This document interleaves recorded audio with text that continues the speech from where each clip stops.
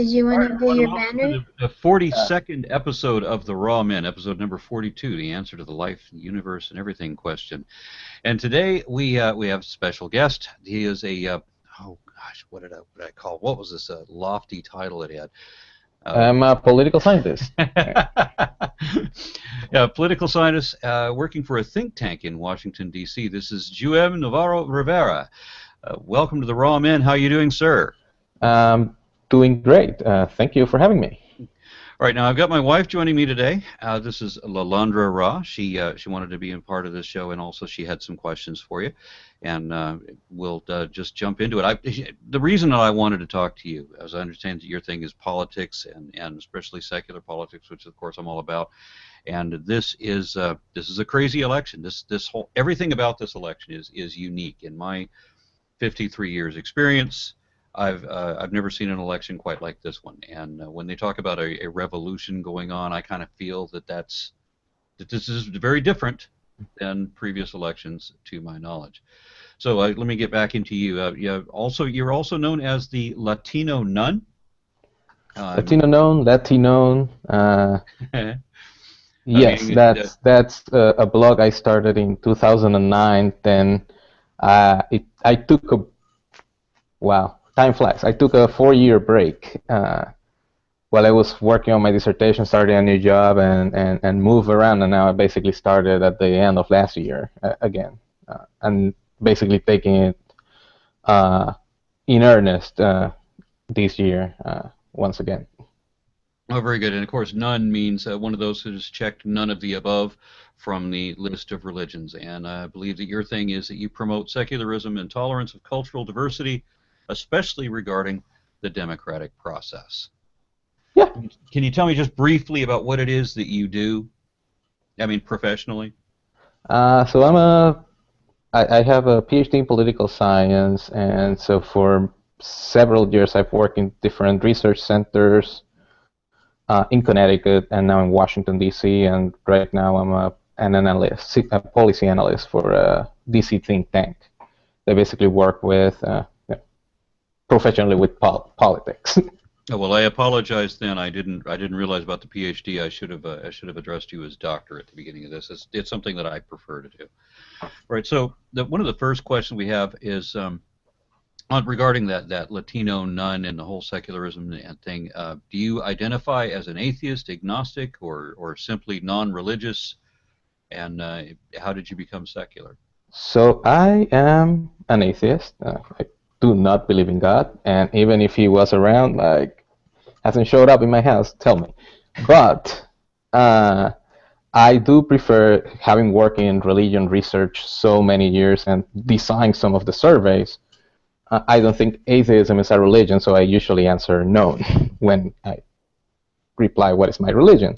I also like the term known because it's, even though he didn't coin it, or they didn't coin it, two of my mentors, Ariela Kaiser and Barry Kosmin, who were my bosses at the Institute for Studies Secularism in Hartford, Connecticut, they kind of made it cool back in 2008 when we released the American Religious Identification Survey. So I kind of like the term in that sense, and it's also more inclusive in terms of the secular community. Because you can have many people who don't hold religious affiliation, may have religious belief, but I think surveys show this in many aspects of church and state issues and attitudes toward religion. They're fairly common among all these different secular groups. Yeah, well, thank you for that. And what about how you became secular? And were you raised that way? That's a good question. I don't really know. So I grew up in Puerto Rico, and I went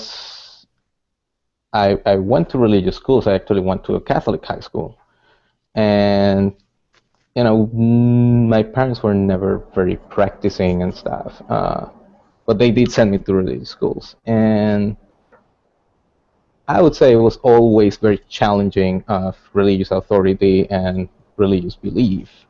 When you say religious schools, I mean what we have here, especially in Texas. I mean, as a religious school, pounds in like creationism and Oh, no, no, no, no. This is you're talking a about a Catholic. different type. Okay. This is a pretty awesome Catholic school. I had very good education in there, including science.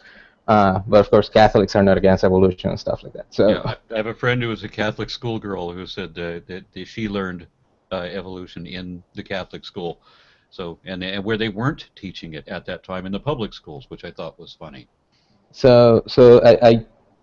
but that meant that, for example, I didn't learn about secularism or atheism for that matter. So I knew I had these doubts, but I really didn't know how to express them because I had no frame of reference.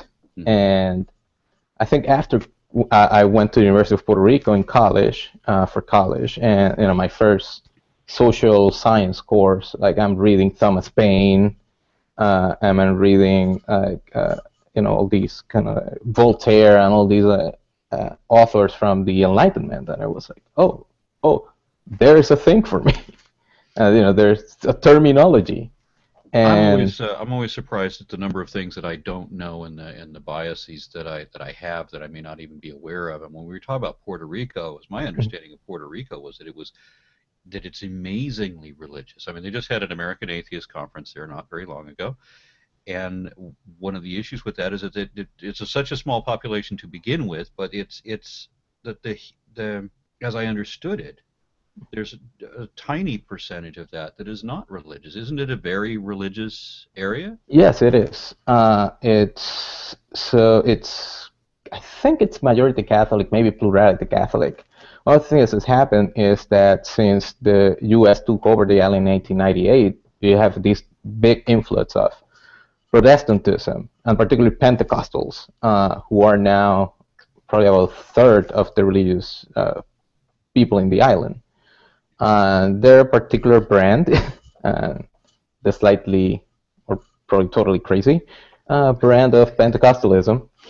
And I was just about to ask you, which do you think is worse? I mean, in a exclusively Christian society, which of the two society options would be worse? The evangelical type extreme Protestant or the Catholic?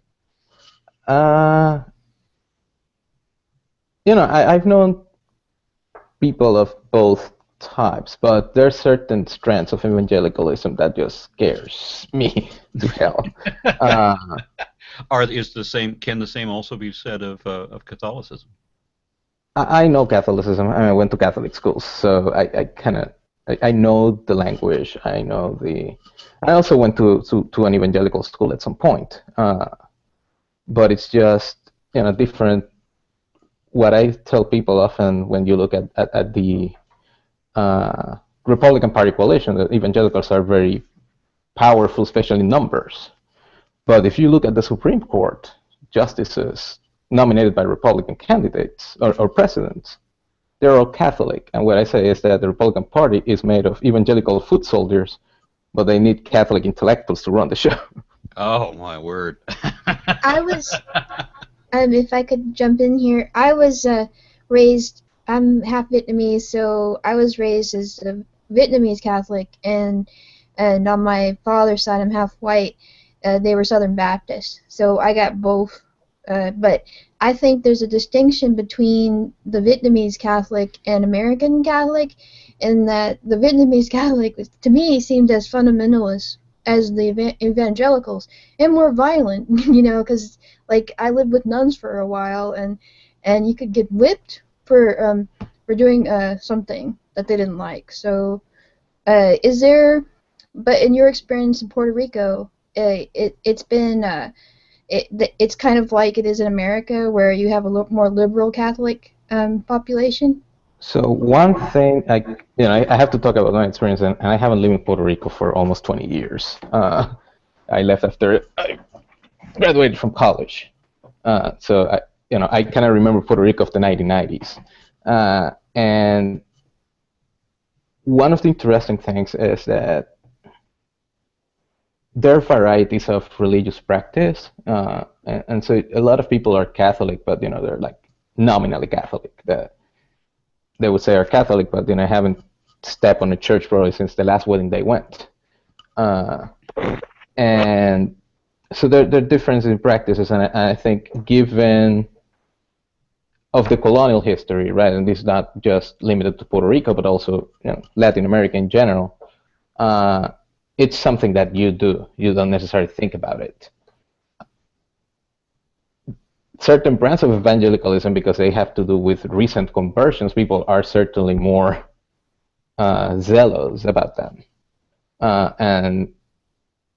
And so I think that's probably part of my experience. Most of the people I knew that were evangelical were recent converts that, they were just excited about the whole thing and they just wanted to convert more people. Well, most of the Catholics that I knew, they were like, they were baptized at some point and they step on the church until their wedding day. Okay, gotcha. So can you explain to people who might not understand what is the difference between Hispanic, Latino, and Mexican and so forth? So right now, Hispanic and Latino are terms that are used interchangeably by most people. But I've heard people switch back and forth and say, well, maybe not switch back and forth, but I've heard people seem to when they say, you don't call me Latino, call me this, and if it's an issue to some people, then I want to at least be aware, have people. So long story short. Okay. So basically, and this is an excellent book actually, Making Hispanics. So to give an example is when I grew up in Los Angeles, and there was quite a lot of people were calling themselves Chicano in that area at that time. I don't know necessarily what the meaning of that is either, but I would hesitate to use that word to describe anyone that way now. Okay. Yeah. So, long story short, Hispanic is and Latino to a larger extent, so there's some slight difference between them. Okay. It's to describe as somebody who has a Latin American heritage or Spanish heritage living in the U.S. So me, who was born in Puerto Rico, who was a former Spanish colony, my wife, who was born in Mexico, another former Spanish colony, we're Latinos or Hispanics, right? That's the big umbrella term. Now, within those groups, and then there's the slight distinction that I make between Hispanic and Latino, and the reason I prefer Latino is because I think Latino is more inclusive in the sense that I think it's, from my perspective, it's limited to Latin America.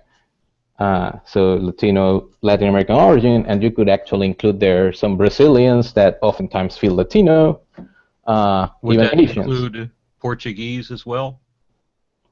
So in my definition of Latino, no, nothing European is Latino. It's just Latin American. Hispanic, on the other hand, could include people from Spain, but would include people from Portugal.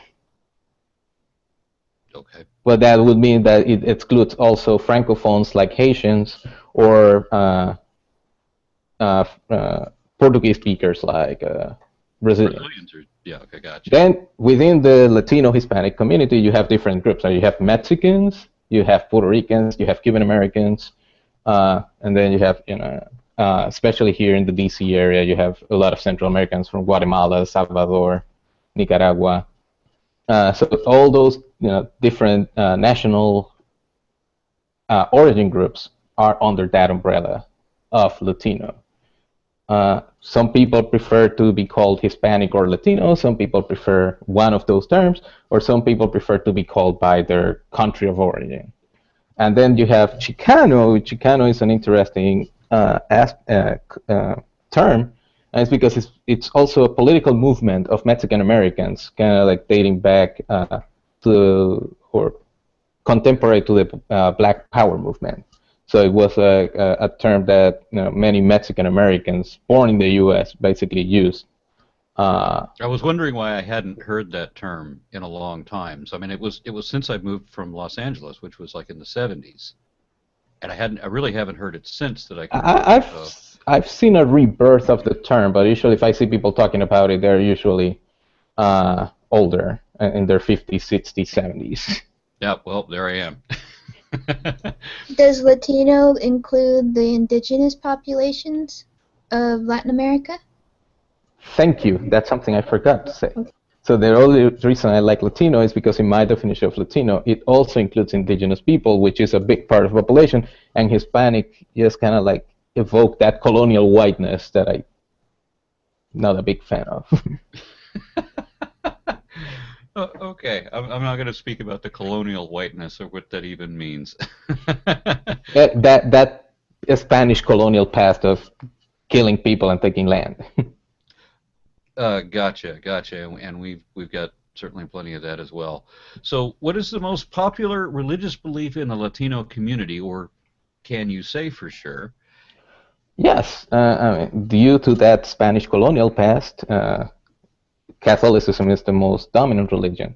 One of the things that has happened in the last few years is that, especially the Pew Research Center released a survey last year, and my former colleagues at Public Religion Research Institute have this ongoing big survey that they release on a rolling basis. And what we found, and what they found, we're not we anymore, what they found is that the percentage of Latinos who are Catholic has actually declined dramatically. So it's just a simple majority, about 55% tops. A generation ago, it was probably in the 70s. That is pretty significant for a single generation. Now, one thing that has happened is that the second largest group right now, or for a long time, was evangelicals, particularly Pentecostals, which, as I told you from my experience growing up in Puerto Rico, it's also grown dramatically in the United States among Latino communities. But also, one of the things that, and this is the interesting part, is that in the last few years, the knowns within the Latino population are actually challenging the size of Pentecostals. And seriously? Yes. We're about the same size right now, about 20%. That does not coincide with the statistics that I am aware of. I mean, I'm really surprised to hear that. I really thought it was much worse than that. I thought that, I've heard about the evangelical uprise, especially in the prosperity gospel things, and I couldn't understand, especially when things like this are being reported in Mexico. To my experience, Mexico has not had a whole lot of places that you could even talk about a prosperity gospel, but to have that override so much of Catholic territory was. It seemed to me like a lateral move. You're moving from one extreme to another, and you certainly can't call that progress. And I actually saw it as kind of a decline culturally, because at least with Catholic, you have, as you're aware, you have this culture that you're raised in. There's so much, what do you want to call it, pomp, circumstance, all this associated talismans and such that the Pentecost really don't have. So to some extent it makes sense, and I think Mexico is not a great example of that, and there has been some growth in Mexico, but not to the extent that, for example, has happened in Brazil, which Brazil takes the double title of being the largest Catholic country in the world and the largest Pentecostal country in the world. At the same time? Yes. But back in the 1960s, the Catholic bishops, to counteract the growth of Pentecostals and evangelicals in Latin America, did this. They had this whatever conference they had. I forgot the technical Catholic term right now. But they actually voted for something called the preferential option for the poor. So basically, they wanted to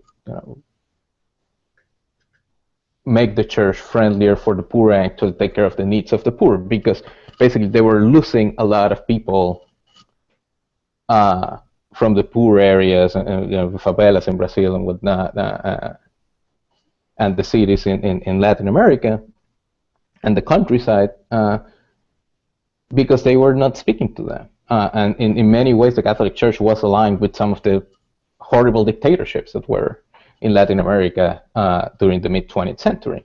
But, Catholicism kind of has a history of aligning with horrible dictatorships. So the inside joke of many scholars is that the Catholic Church opted for the poor, but the poor opted for the Pentecostals. Yeah. I have a question regarding Latin American Catholicism. As far as I'm aware, in Latin America, I can't think of a country where abortion is legal. Mexico. Mexico. Oh, there you go. Mexico City, I think, at least. I'm not sure if it's extended to the whole. So how hard is it? What kind of influence do the nuns have in changing these kind of religious politics in different countries? Like, for example, where abortion isn't legal, or they won't even allow an abortion in case of microencephaly, like with the Zika virus. How influential and how accepted are nuns? So I think it varies by country. So one of the things, for example, Uruguay is the most secular country. Certainly Latin America, probably around the tops, one of the tops in the world. About half the population is non-religious in Uruguay. It's a place that I want to visit badly. You say every one of these names so much better than I do. I was given Uruguay as the country that I was supposed to represent one time in 6th grade when we were studying South America, and so you see, if we believed in faith, you had the most secular country in Latin America. But I'm just surprised at how differently I pronounce that, where I was taught to pronounce that, than the way you do. That's striking to me. And then you have Mexico. Mexico, not only my wife is from there, and for that reason I find it fascinating, but I mean, always I found Mexico fascinating. It has a very rich secular history. Mexico had a civil war with the Catholic Church in the 1920s. Or actually the other way around. The Catholic Church waged war on the secular state in Mexico in the 1920s. Mexico City is a very, very secular place, one of my favorite places in the planet.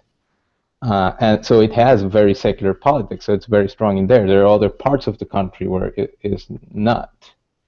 But also because Mexico is a federal republic like the United States, the states have a lot of independence in terms of what they do. And then Argentina, I think, which is also becoming secular very quickly, has also liberalized a lot of their, abortion. I'm not sure if there's abortions, but I know, particularly in same-sex marriage, they have done that. They have allowed it. Chile, that has changed very quickly. It's also moving very fastly. The population becoming secular very quickly. Recently legalized abortion. Is there a catalyst that you can see that's driving these communities to secularism? I think my personal theory is that people are not afraid anymore. One of the things, and I don't know if you were at that point in the conference in Houston where we met, when I said this about secular Latinos, which is that we're not new, and that basically we need to rescue our history. But one of the things that I think is that people feel safer now to express these things. There's a lot of people who were secular in some way. They didn't go to church. They didn't say grace during lunch or whatever, but they didn't feel safe to express a disdain for religion or the fact that they didn't care about it. Mm-hmm. And I think we have now at a point in which people feel safer to do that. You can say that maybe it's that many dictatorships fell and democracy flourished in many countries in a way that it hasn't done before. That has made people feel safer for their not only the personal safety of going against one of the established powers, but also in terms of feeling the freedom of saying so. Regarding the personal safety comment, I was curious if I know you said you hadn't been there in 20 years, but you also said that you went to college in Puerto Rico. Is that right? I have been there. I do have to see my parents every once in a while. But what I say is I haven't experienced it on a day-to-day basis.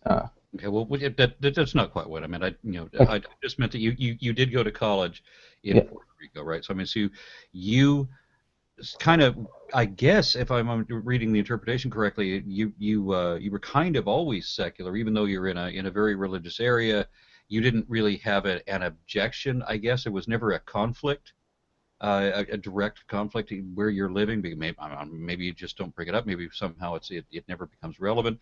But you're reading Voltaire and so forth in college in Puerto Rico, and I'm wondering if was there ever a declaration of a secular position? I mean, did you ever have that kind of confrontation, or did it not happen until you got to the United States?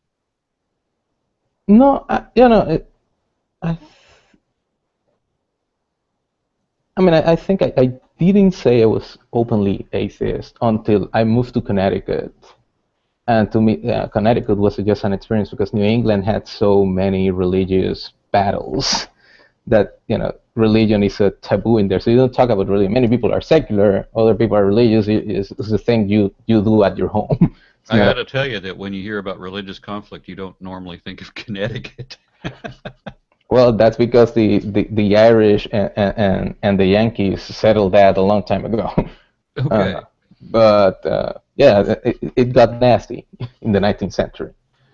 Um, but one of the things I like to highlight is there's a varieties of religious practice, and in my house, particularly practicing. I mean, there's like some token acknowledgement of the existence of God or whatnot, but also, which I also think it's a tenet of a particular brand of Catholicism that having doubt is not a bad thing, and you basically you argue with God or you argue with whatever. But yeah, I mean, I could get away with saying so many things in Catholic school. I don't know if I could get away with those now, but. Well, let me ask you this then: are there any problems that you see realistically that Latinos, just in general, regardless where they are, that they face in being secular? And you can speak to specific areas if you want to highlight differences. I think, again, I think it depends on families. There are families that are deeply Catholic, and I know many Latinos, friends or acquaintances that had problems with people, their families shunning them for being atheists. I have a very good relationship with my family and with my friends. And actually, one of the things that I started the blog several years ago, and now I don't have it that much because I've seen other groups, and you had the Secular Latino Alliance guys a few weeks ago, is that I wanted to be out on Latino to show people that, that was possible, that it was possible to be secular, and it was safe, and that, there are other people like you. And I think the internet has made it safer and easier for people to find each other. But that said, yes, for some people, some families, it's going to be hard.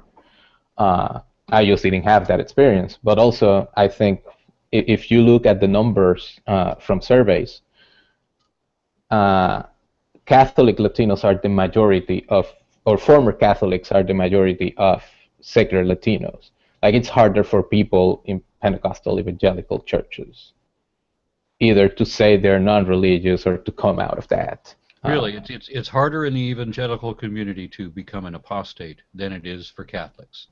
Yeah, Catholics are used to people coming back and forth. I see. All right. So how did you get involved in secular politics? Long story. So about. Well, we got about a half hour. Okay, so I'll tell him too.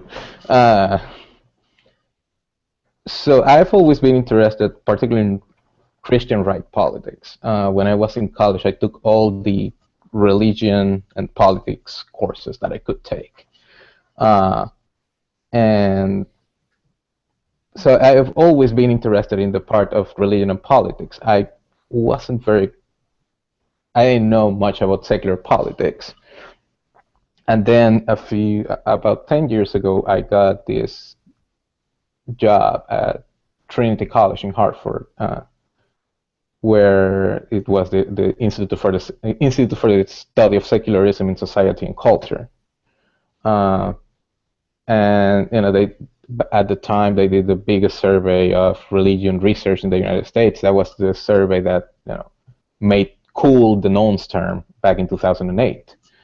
And as a political scientist, I was more interested in the political aspect of the knowns than my colleagues who were mostly sociologists, and they were more interested in why people change and that kind of stuff. I was more interested in the political aspect, so that's how it kind of started. I was amazed about that, but the large number of Latinos that even I didn't expect to find. And so I made it my thing, and I just started writing about religion and politics, and particularly secularism. And then I've moved on to other jobs, other things, but that has remained an interest of mine. Okay, then moving on to secular policy, I would like to talk about the current presidential race and where do you side there? Well, I'm certainly not voting for Trump. And that was going to be my next question. Was I don't understand how, and I've heard that there are Latinos that are voting for Trump, and I can't fathom how that is. I can't fathom how that is. Okay, explain, please. So again, you have these big umbrella terms where many people fit. Like, right, and actually wrote a blog post about this. Like, I'm as Latino as Ted Cruz. Right, we both fit in the same universe. Now, would that also include Marco Rubio? Yes. Okay. Actually, Ted Cruz gets his Latinos benefits more attacked than Marco Rubio. And because so he doesn't. I guess he just doesn't look the character. Maybe because he was born in Canada. Maybe that's the whole issue that people He's biracial too. Okay. That's true. But that in his face has this exceedingly punchable quality to it. I've read that there's some scientific studies about that too. But no. So we can live in within that universe. There's me, and there's probably to the left of me there are people, and there's Ted Cruz, and I hope that there's nobody to other than his dad. I hope there's nobody to the right of Ted Cruz. And so in that sense, or maybe there's people to the right of that Cruz voting for Donald Trump, but there's different ways of being Latino and to acknowledge that heritage. And you may think that I'm a Latino, seventh generation. My family was in this country when this was Mexico, and then it being in the country for 150 years. I don't want those Mexicans coming here, right? So there's different ways of how you interpret being a Latino is and how small or big your pie is, and so there's particularly. If I could just centralize that question, I mean, when Trump makes statements like that Mexico is sending over their rapists and their drug cartels and things like this, and he just kind of. Yeah, it's almost like I think at one point he made a qualifying statement. He says, "I'm sure there are nice Mexicans, but," And so when you make a statement like that, I'm thinking, how could anybody, and not just in Mexico, I'm thinking about how could any Latin person vote for this guy with the kind of comments that he's making? I mean, he just seems to be trying to outrage as many people as he possibly can. Because they may be from a different social class, like upwardly mobile. Or upper class Latinos may think that poor Mexican or Guatemalan or any other immigrant from Latin America may be beneath them, or may be a threat to the country. Let me see if I can make the question more specific. We were asking about Latinos that vote for Trump. What would be the reason that a Latino would vote for Trump? And I can't believe I'm asking this question, but I just want to see that there is an answer.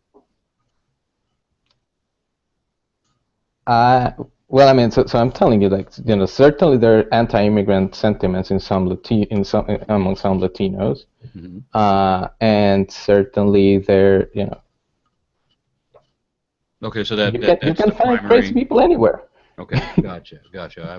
I apologize. So We're not immune to that. From my experience having Vietnamese relatives who escaped from communism, at first Asians were more Republican because they were afraid of the, I believe, far left, and perhaps maybe is there an element of Latinos who come from backgrounds where there were dictators, socialist dictators, that they find Republican values more, some of their values, not all of them, more attractive, like business opportunities and stuff like that. Well, there's a now that you mentioned that, like, although most Latinos vote for Democratic candidates, the big exception are Cuban Americans, who of course have Castro and that whole history, and basically have found a home in the anti-communist home in the Republican Party. So there's some element of that, but then again, we're talking about Donald Trump. So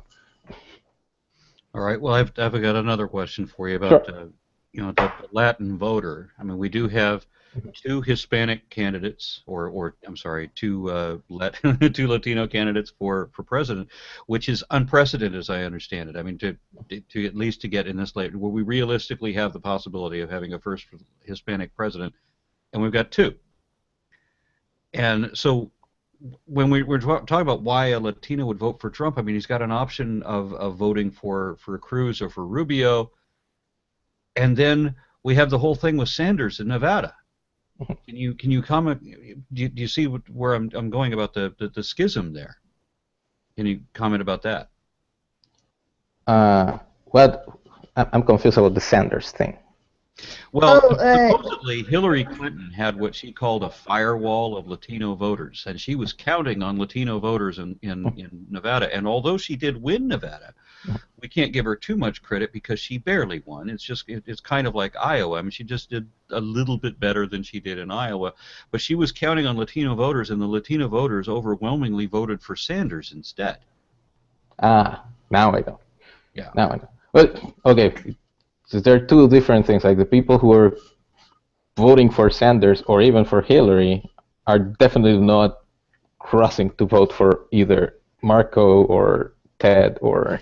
Well, yeah, I'm just trying to get the Latin perspective on. We've got two Hispanic candidates, which I would think would that would obviously garner a heck of a lot of the Latino vote. But then we've also got Cruz, and you say that or not Cruz, but you've got Trump, and somehow people are voting for him as well. And when I say somehow, I'm not just talking about Latinos. I'm just talking about anybody. Somehow they're voting for him as well. And then we have Hillary Clinton, which I can't understand what her appeal to Latinos ever was. And then, of course, they vote for Sanders instead. So I don't understand why she thought she had this firewall, and she thought that in 2008 too. So why does she think she has the Latino vote? Because to a large extent, and I'm trying to recall from memory, but I think she won Latinos in 2008 over Obama. Maybe barely won, but certainly she did very well. And she did very well. one of the things, we can understand that the Clintons go back to the 1990s, so they're a known commodity. They're a known brand. Bernie Sanders has been a senator from Vermont, and a congressman from Vermont, and a mayor in Vermont for 40 years. Not many Latinos there in Vermont. I know, I come from New England. I don't know many Latinos from Vermont. So certainly Latinos and African Americans, for that matter, are more familiar with the Clinton brand. But that's exactly the reason I would have thought that they would have voted against her. But I'm not going to comment too much on that. Well, remember, this at the end of the day, she's not Republican. Are we talking about lesser of two evils? That's usually what politics is about, isn't it? Yeah. Okay. Well, usually but it is. Then why Hillary Clinton over Sanders, who's not Republican? Because Clinton supported her husband's policies about the three strikes law that has resulted in more mass incarceration unfairly of Latinos and Black Americans for the same same offenses as whites, and a lot of times non-violent, non-property offenses like marijuana possession. Are they aware of that issue? I don't know. I mean, I think it's, this. I got to tell you, when they came up with the 3 strikes law, I had to mention to my wife that I was embarrassed that when I first heard the thing about the 3 strikes law, it sounded to me like a good idea. I wasn't even aware that there was this preferential treatment. I don't know if I was oblivious or what my problem was, but it just didn't occur to me that this would disproportionately affect blacks and Latinos, because as I said, I was somehow inexplicably unaware that there was this disproportionate treatment or this overt racism still in the 90s. Yes. I think first as policies go, that's kind of wonky. I'm not sure even non-Latinos and other people, as you were mentioned, like know how are very deep invested in policy, right? What most people remember about the Clinton years was that there was an economic boom. There wasn't a depression like happened in the last year of the Bush presidency. We didn't have a very expensive war where a lot of Latinos are dying, and to a large extent that they're known that they are known by Latino leaders. They have been very good at creating relationships with Latino members of Congress and other community leaders to an extent that Bernie Sanders is not. Right? He's in Vermont. He has never had to win a big Latino chunk or African American chunk of voters to win an election ever. So for him, that's new territory, regardless of what kind of policy preferences you have. Well, maybe if we didn't talk about past policy, about present policy, how I think like policies like decriminalization or legalization of marijuana would help a lot, because I think that not just the people of color, but also this is broken up a lot of families, where a lot of families have been incarcerated. I taught at a school in Odessa where 40% of the students had a parent that was incarcerated. So I'm not saying that, I'm not trying to make a case that Latinos and blacks are more criminal. I'm trying to say that if Sanders is telling you I'd like to legalize marijuana, isn't that a better appeal to all kinds of people who have lost family members to incarceration because of it? Maybe, but also you get at least my experience with particular segments of the community is that have very punitive attitudes about drugs. So I don't think that that saying like, oh, we're going to legalize this, it's still a sin. So why you want to go there? Really, it's considered a sin? Certainly, evangelicals think so. Wow, is that just a product of conditioning? I mean, because I've never been into drugs. I've tried marijuana, but I never enjoyed it. I was raised in very predominantly white areas, and I can certainly attest that there's, I would not expect from my experience that any other ethnic group smokes as much marijuana as the people that I knew growing up. So I don't think that drugs are a divisive issue on on which ethnicity you claim. I don't think that that's the problem.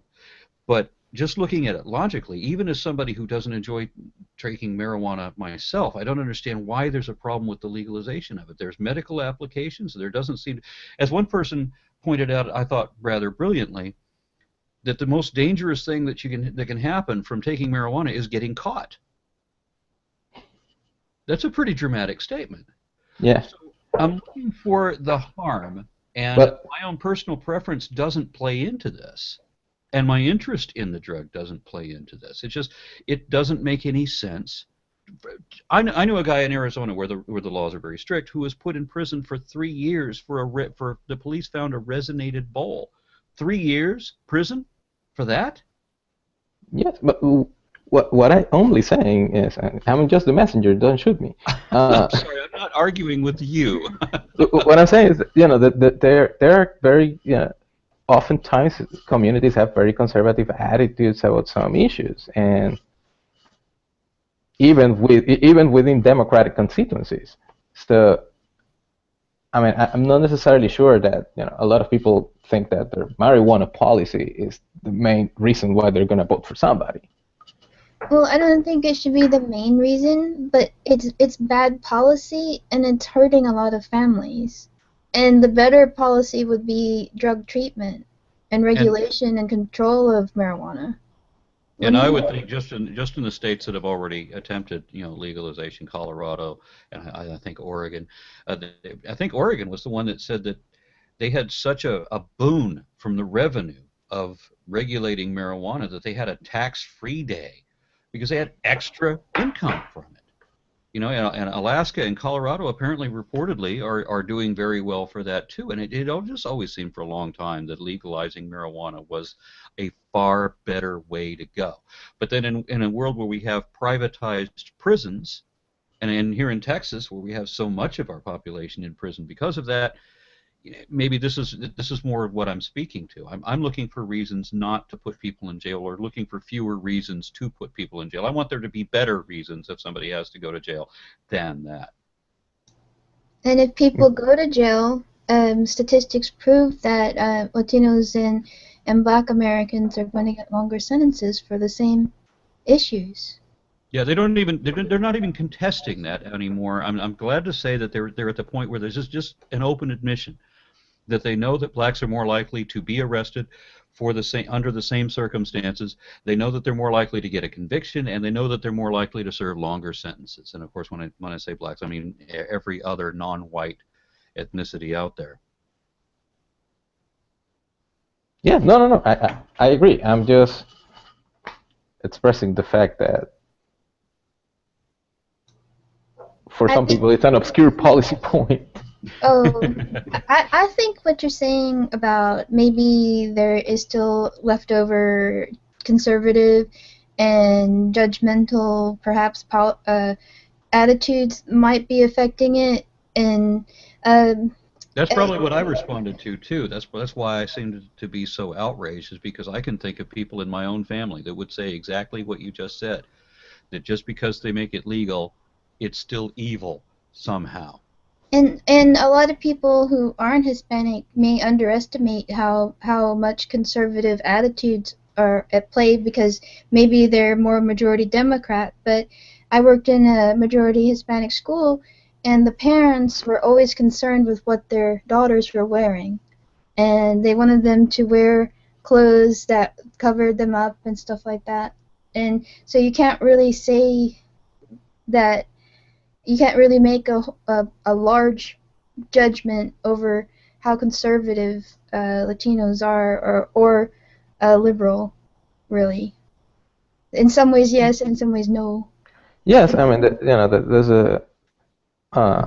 there's this, what do you call it, a spectrum in which some people are going to be more liberal in some issues, particularly in economic issues, but they're going to be more socially conservative in some matters. I think especially among younger Latinos that's actually changing, where they're becoming more left in both regards, or more liberal in both regards. But yeah, especially among the older cohorts, there's certainly a social conservatism still there. And part of it is also, I would say, it's self-preservation, right? It's about not wanting to get caught, because they know that if they do get caught, or they do something, they're not going to get the same chances of redemption. Well, let me make or ask a more open question. I just want you to comment on what you think about our current election, Cruz and Rubio. I'm losing you. Sorry. Are you able to hear me? Is the mic working? Yeah. Okay.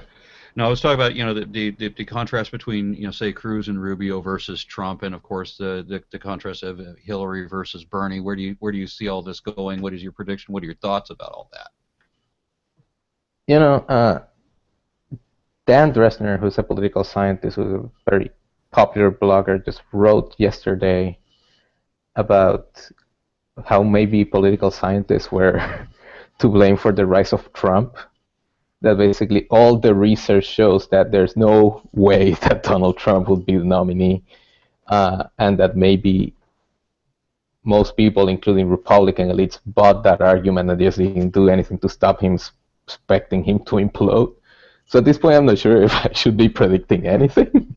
I kept because thinking it was a joke. I kept, honestly, and there was a lot of other people that commented the same way, that when Trump started out, we were thinking, this guy can't be serious. He's got to be playing us. I mean, he was a Democrat previously. He switched sides a couple of different times.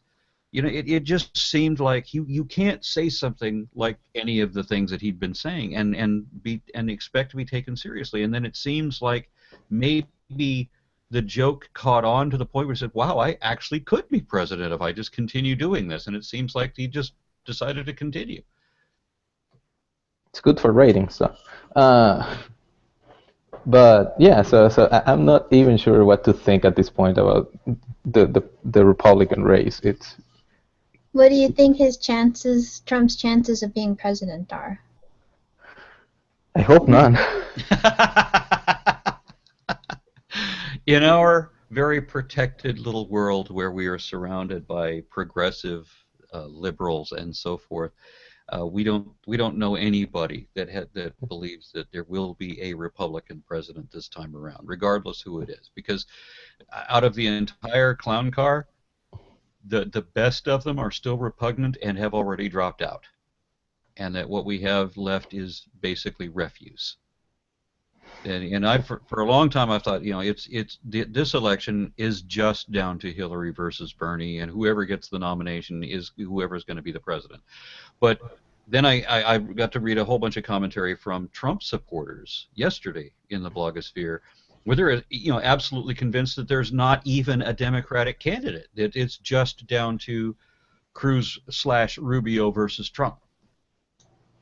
I think there's a real chance for Trump to win, because just from reading, even evangelicals support him, even though he brags about committing adultery.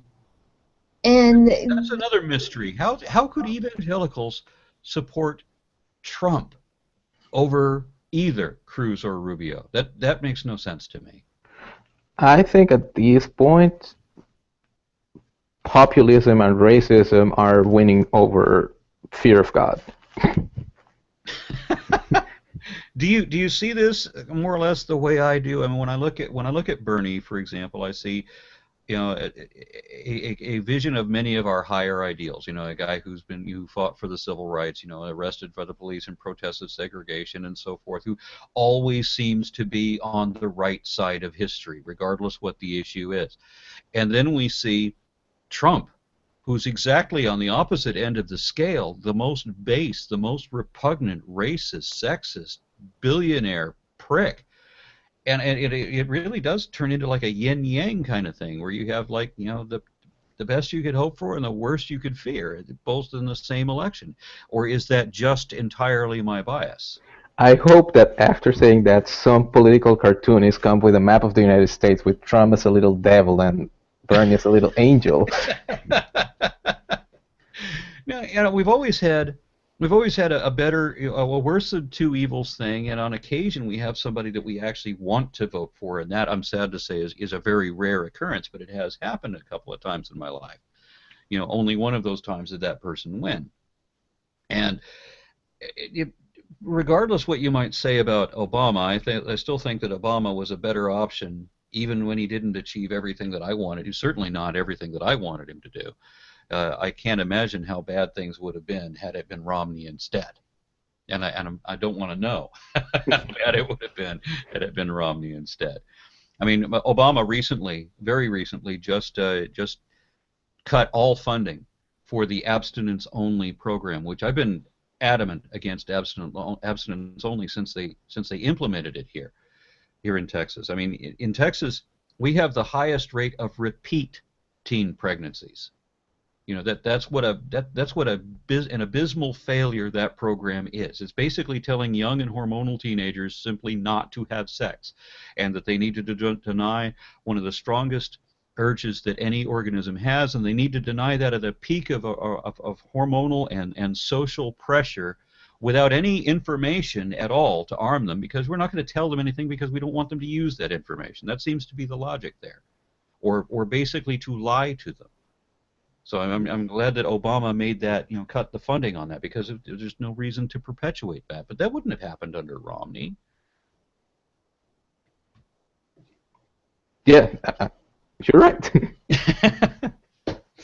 So I don't want to base my political ideology or my political perspective entirely on my own bias or the community that I find myself immersed in, where frankly, I never hear from Trump supporters. I mean, I know one person who's a diehard Republican, watches Fox News and everything, and every time I talk to this person, it's like reality suspends, and every right becomes left and up becomes down, and everything, and it's a surreal world where suddenly you feel like you're terribly drunk and disoriented, and I just have to come away from talking to this person so that I can right my mindset again. This is the world where suddenly Obama becomes a Muslim terrorist, socialist, communist, atheist, gay. Yeah, all at the same time. Yes.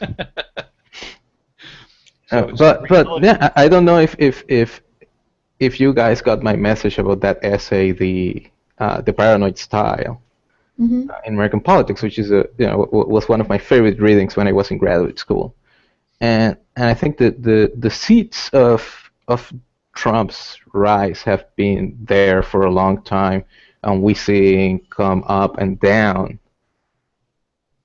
and I think he is certainly hitting. And again, I don't run in social circles where there are any Trump fans, so I'm going just flying on my political behavior knowledge. Okay. I'm flying blind in this one, but I can make the assumption, knowing American history, American political history as I know, that there are certain elements of American politics that have always been anti-immigrant, have always been anti-non-whites, even though the definition of whiteness has expanded from those earlier anti-Catholic groups in the 1800s. But also that, and then you have the anti-intellectual strand of that, right? Against science, against reason, against don't get me started commenting on that. I know. Don't get there. And I think we're at a particular point in our country's history in which you see the rise of the seculars, right? You're a very religious person, you're scared of that.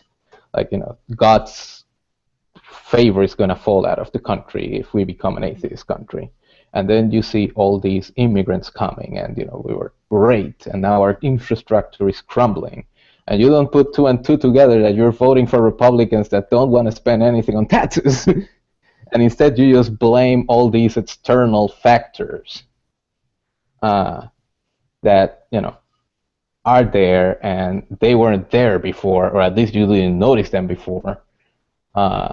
And that there's a certain element of fear that is very good at mobilizing people, thinking that the world's going to end soon as you know it. Yeah, and so how do you elect a leader who's going to provide for the future when he himself doesn't believe that we have one? That was my issue with voting for evangelical dominionists. So we're only in a couple minutes left of the show, and I'd like to know if there was anything else you wanted to comment on before we close. I'm going to give you your last commentary, and I want to hear what do you have to say before we close out. I think one of the most important things that I think it's going to happen. I'm not sure if in this election, but certainly by 2020, is that us here not particularly the three of us, but the secular community in general, we have to figure out a way of harnessing that potential strength in numbers that we have. Right now, what we have here is an organic kind of movement, and by organic I mean that you have more than 2/3 of knowns voting for a particular set of candidates, which is the Democratic Party candidate. It has been increasing over the last 20 years, not only the number of knowns in the country, but the proportion of this Democratic Party candidates that get the known vote.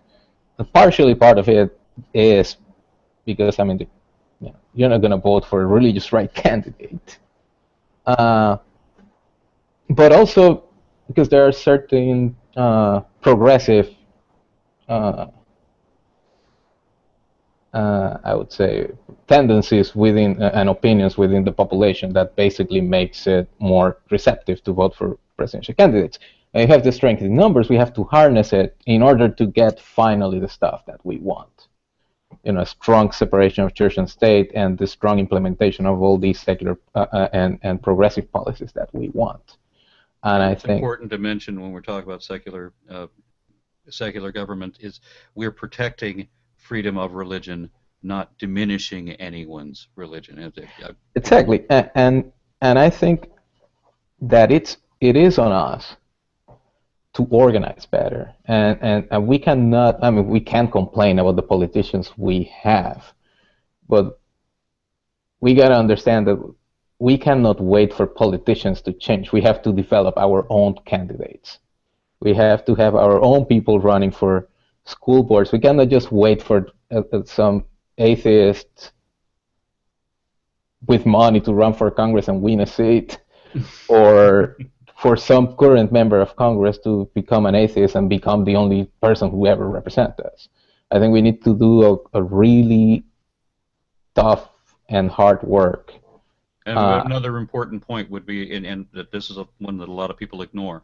They only look at the president. They don't ever look at senators and judges and the school board and all of the other lesser positions, which really, really matter, especially collectively.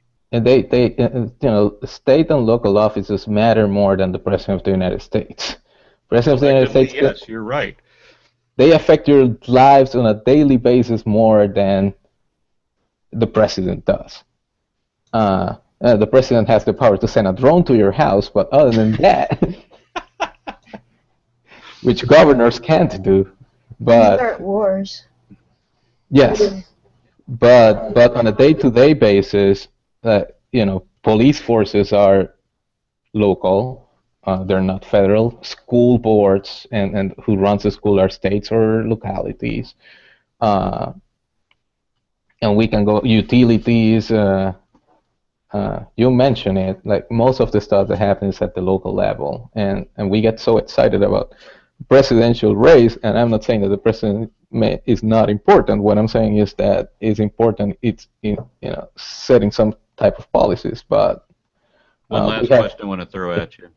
Sure. What do you say to the people that say, "Well, it's a broken system, and I don't want to contribute, and I'm going to protest this broken democratic system by not voting"? Well, so there's several things. One is that there's no perfect system. The only way to make a system as perfect as you want is to be part of it. If you don't participate and you don't get involved, other people are going to make the decisions anyway, so it's not like you can bow out of society by not voting. So there are people that the reason that I mention that is because there are a bunch of people who out there who want to believe that their vote does not count, or this is at least what they say. And I'm thinking, if your vote doesn't count, then why does the Republican Party do everything they can to gerrymander the system to limit the votes of the Democrats? So it doesn't count. Well, that obviously means that it does count, So the biggest issue that we have when any election comes up, whether it's at the lower levels or the presidential election, whatever, is the people that abstain, that don't want to participate at all. And I'm always trying to address that and get those people involved.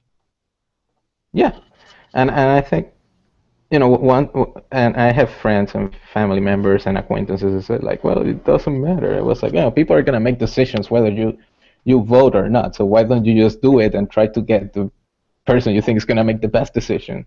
Exactly. Well, what I see is that in the debates, there wasn't one question, even with the Democrats, where the nuns are 20 to 30% of the Democratic Party. There wasn't one question, one separation of church and state question. Twice they asked Bernie how was he going to court Christians, or what his faith was, and that's the reason for that is Christians and evangelicals in particular are better voters, and it's politically expedient to court somebody who's going to vote, and they're saying maybe that's why Bernie could be getting better turnout, because he's trying to court people who are reluctant and non-voters. And so that's why you see a system that caters to Christians, because Christians are voting. Actually, I think that's partially true, but I think when I when I talk to secular people about politics, I usually tell them that the reason politicians go to churches or court Christians and religious people is because they're easy to find. And they're very obvious. You can do wholesale mobilizing going to a church. You can get more people. Like, it's very hard to go to an atheist church, and that's why I keep saying that we need to do a better work in organizing our people. We need to make them visible. I'm not sure if suggestions on how to do that. Huh? You have suggestions on how to do that? Unfortunately, I'm not an organizer. So if,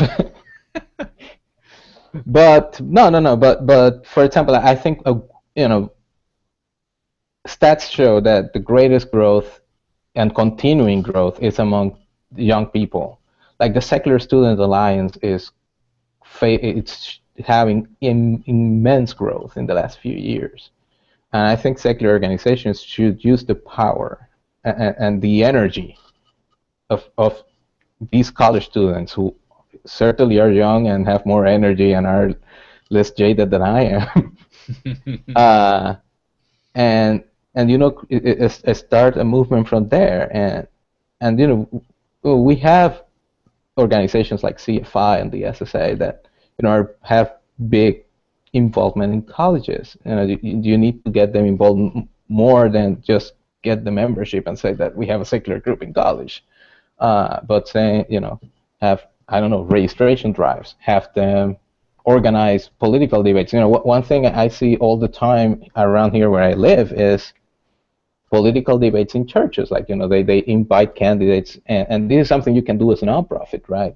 That doesn't go afoul the rules. You can, as long as you invite everybody, or every candidate, and if they don't show up, that's their problem. But and I think local groups could start doing that more, which is like, this is a secular group. We're interested in what you want to know. Invite the candidates to your place, and if they don't do that, like announce it. We are a very interconnected community. We can know who are the people who really don't care about us. Yeah, and I want to endorse that idea as well, because there was a meeting in Amarillo, Texas, where they had a number of people that were running for offices here in Texas, and somebody stood up in the audience and asked all of these candidates, how do you represent your constituency who are atheists? And the answer essentially was, our constituents are Christian. Yes, and so what I wanted to mention before was, I don't know if you have seen these, I forgot his name, this guy from Iowa, who's getting these YouTube videos talking to presidential candidates when they were in Iowa, and basically talking about what they're going to do for secular people. Yes. And I think that's great, but also we need to stop relying on these very energetic, very driven individuals and do these more at the collective level. It's like, this is not some young guy who is an atheist and want to do this. Like, he has a community behind him. There's a forum of a secular group that is organizing. We're going to have 30, 40 people in there. We're voting in this community. We want to know what you want to do for us. And of course, these are all, such things as you're talking about would all end up on video, and you could get some really substantive. There could be some substantive commentary that would be released from that. So that is an excellent idea, and I'm glad that you said it. I think we're over time, so I want to thank you for that. I want to say something. I've noticed that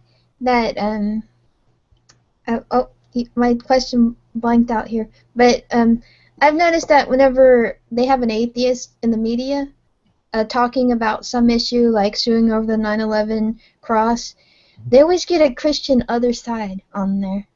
And what you're trying to say is maybe we need to take the initiative more. Well, when they're talking about religious issues or they have Christians on, they very seldom ask an atheist on. Like we have a friend, Zachary Moore.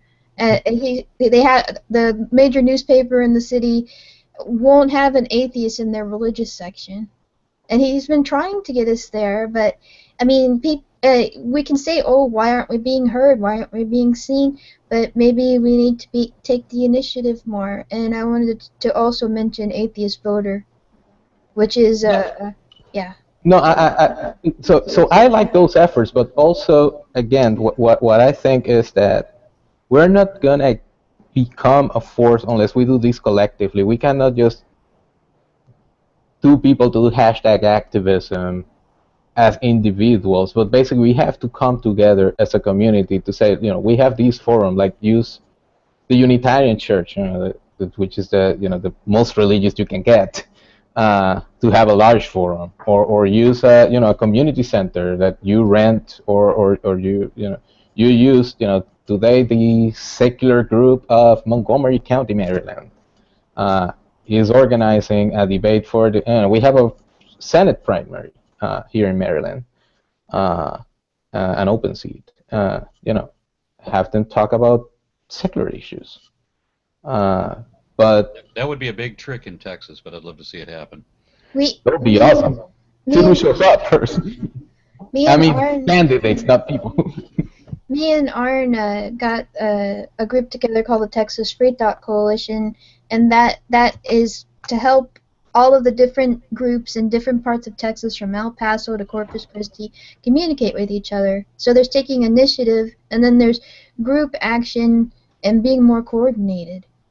She gives me credit because she's too kind. She actually put that together herself, and I'm very impressed with her for that. And we duplicate a lot of our efforts too, rather than coordinating when we've got the same goal. Yeah, no, and then I can't even, probably young people have better ideas than I have. I cannot claim anymore that my generation is fueling the growth of the knowns. So. All right. Well, I want to thank you for your contributions and your suggestions. As I said, we are over time. And what was the last thing I was going to say? I'm done. Dr. Juhem Navarro-Rivera, thank you for being on The Raw Man. Yeah, thank you. Good night.